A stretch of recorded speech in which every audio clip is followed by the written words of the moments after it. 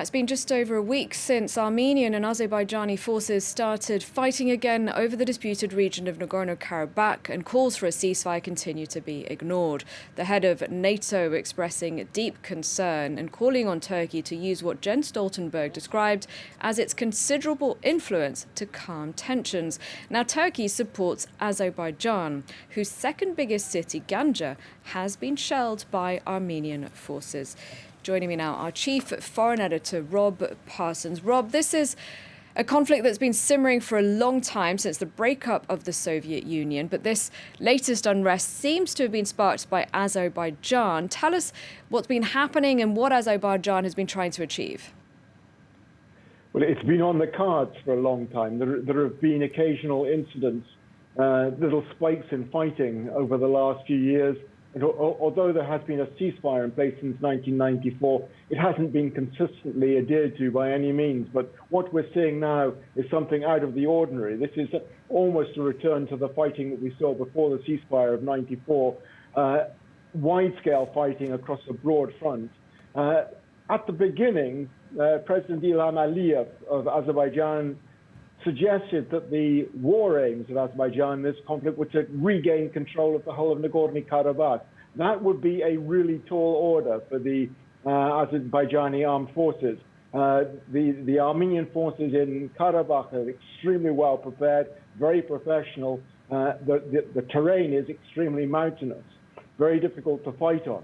But where they may be looking, I think, and concentrating their efforts is the areas around Karabakh, the 7 districts currently occupied by the Armenian forces, although these districts are all entirely Azerbaijani, no dispute about it, are part of Azerbaijan, but occupied since 1994. The Azeris have said they were going to fight to get them back, and this seems to be the target. In the north, the terrain is also difficult, but in the south, the Cebrail district and Fizuli district, the terrain is pretty flat, much easier for an attacking force to make ground. And already, according to the Azeris at least, the information coming from the front in Karabakh is pretty confused, to say the least. But the information that we're getting from the Azeri side is that they've regained 11 villages in Cebrail and Fizuli in the south.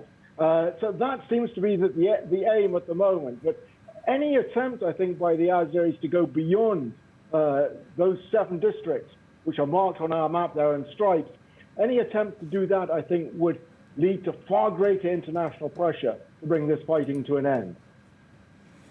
Rob, as I mentioned, we're seeing attacks far beyond Nagorno-Karabakh and into Azerbaijani territory proper. This conflict clearly escalating and is already drawing in international players.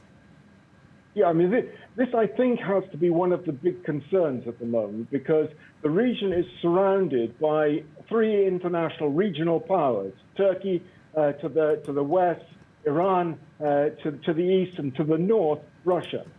For the moment, it doesn't look like Iran is going to be sucked in any big way, although already we've seen one Azerbaijan Air Force helicopter crash into Iran. The big problem, I think, at the moment is going to be Turkey and Russia. Russia has always regarded this region as its backyard, effectively. It calls it its near abroad. Turkey does not see it that way and is beginning to muscle in to what Russians see as their sort of territory. President Erdogan has been very aggressive in Libya, Syria, Eastern Mediterranean. And in Azerbaijan, he has a country with which Turkey is ethnically related, linguistically related, religiously related. And the rhetoric coming from the president of Turkey and from others in his administration has been bellicose, to say the least, over the last week or so. The danger will be that with the attack that you mentioned, the artillery attack you mentioned on Azerbaijan's second city, Ganja, in the west, that the Azerbaijanis could be tempted to attack Armenia itself rather than just Karabakh.